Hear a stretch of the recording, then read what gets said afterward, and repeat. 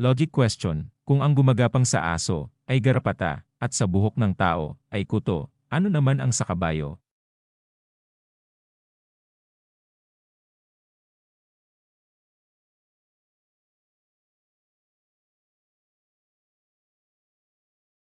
Ang sagot ay plancha.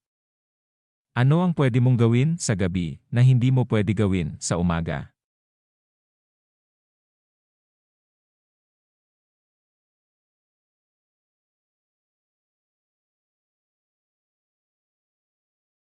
Ang sagot ay magpuyat. Ano ang 2 beses mo makikita sa isang araw at 1 beses mo makikita sa isang taon?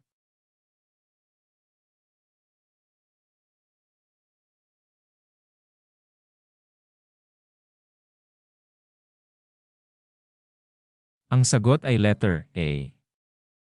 Ano ang tawag sa kapatid ng tatay mo pero hindi mo tito?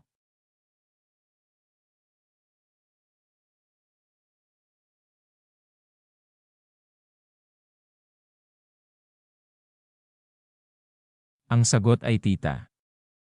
Anong hayop ang nasa ulo ang paa?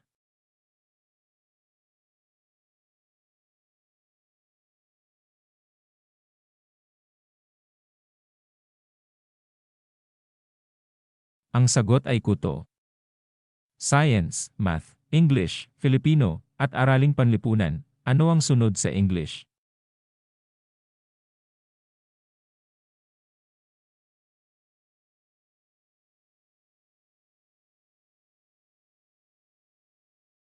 Ang sagot ay next, dahil ang English ng sunod ay next.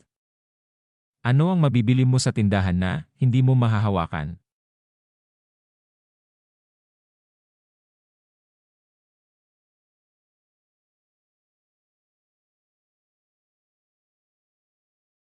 Ang sagot ay load. Ito ay pag-aari mo, ngunit mas madalas, panggamitin ng ibang tao. Ano ito?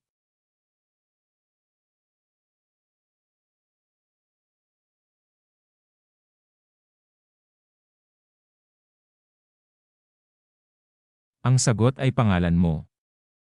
Kung taga Manila ka, at pupunta ka sa Tagaytay, ilang liko ka papuntang Tagaytay?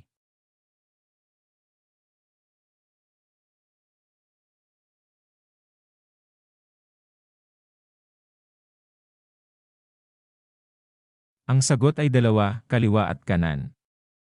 Kung ang jeep ay may preno, ang bisikleta ay may gulong, ano naman ang tawag sa unahan ng kotse?